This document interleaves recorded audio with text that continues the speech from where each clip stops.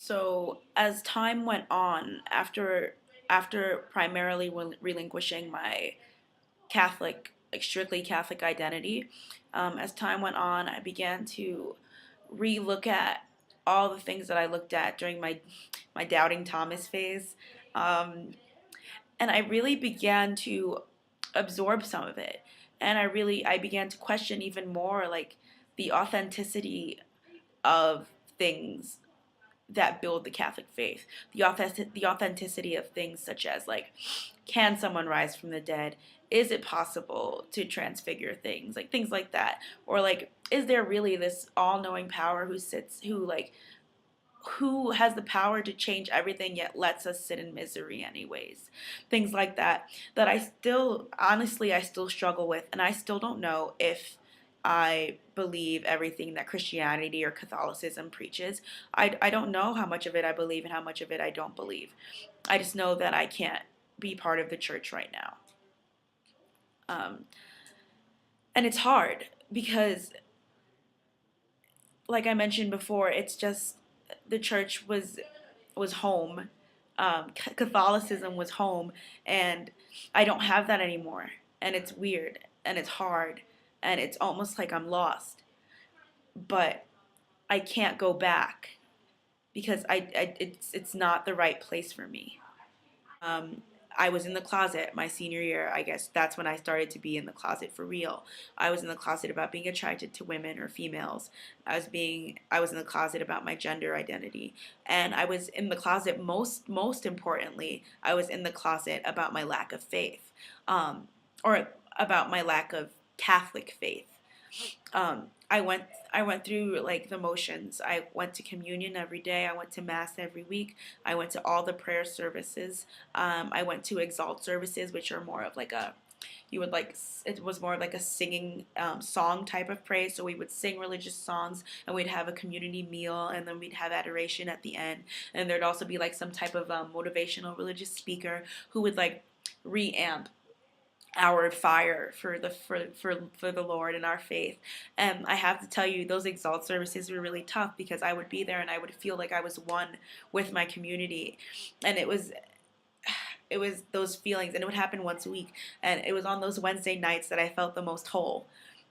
But I knew that I did not want to be a part of the church. I don't even know if I'm completely like properly explaining the extent to which I felt like I was tearing myself apart by leaving the church because I wanted to be a part of the church so badly. But in my mind, I was thinking, why would I stay somewhere where they didn't want me? Because I was going to change my body, and I was going to be involved with women or females. I'm sorry. I was going to be involved with females, and I was going to change my body.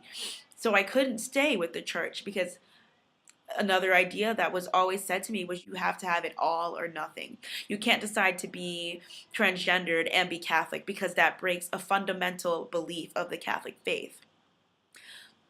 So I did leave, but it was very hard, and it's still really hard.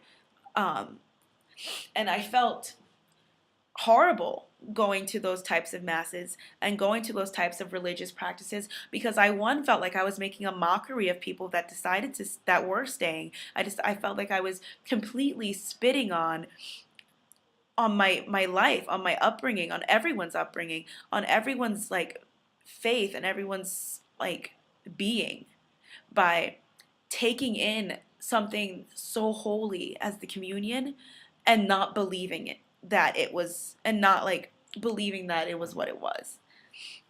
Um,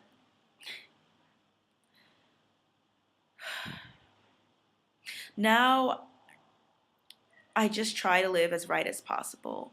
And right is not necessarily what the Bible says right is. To me, the Bible was a book that was written years ago by men who may or may not have had a mystic ability to hear what God was telling them. And the things that were written in this Bible were not written right away. These were things that were passed on by word of mouth for years before they were written down. And by the time they were written down, I think it's very safe to say that what was first thought up was reinterpreted over and over again and was thrown into different contexts and different situations so many times that the meaning probably morphed into something completely different than from what it might have been in the beginning. Now you just look at all the different congregational leaders and how they each interpret the Bible differently in some way. Um, I I think, like, can anyone be sure that what we're being taught by the magisterium is really what God intended? But I think I'm getting a little bit off topic because the point of this video was to help me understand what Catholicism has done for me and what Catholicism has done to me and what Catholicism has made me. Um, and I think the only way I could have understood myself was to hear myself say it. Um, and I don't. I have to say that I still don't know all the answers, and I still don't know if I'm gonna go back to the church or not. I really do. There are days when I just am dying, really, to go back and to pray and to just beg God for forgiveness. But there are other days when I'm like, you don't need to beg God for forgiveness because you have done nothing wrong. Um, Questioning is good. I know questioning is good. I have yet to say, like, to stick to any one belief or not. Um, and I don't think I'm doing anything that's wrong. What I fear is that I'll go minutes right now about my faith and trying to simplify the complexity that lives within my mind about my faith. And yeah, it's still my faith, around my faith. Growing up Catholic brings a lot of guilt into people's lives. Even the most devout Catholics are guilty. And I am probably one of the worst Catholics you will ever meet. I'm actually identify as ex-Catholic at the moment, but who knows what I'll be tomorrow. All I know is that I miss church and I miss Mass and I miss the feeling that I would get after getting communion, and I miss adoration and I miss talking to God.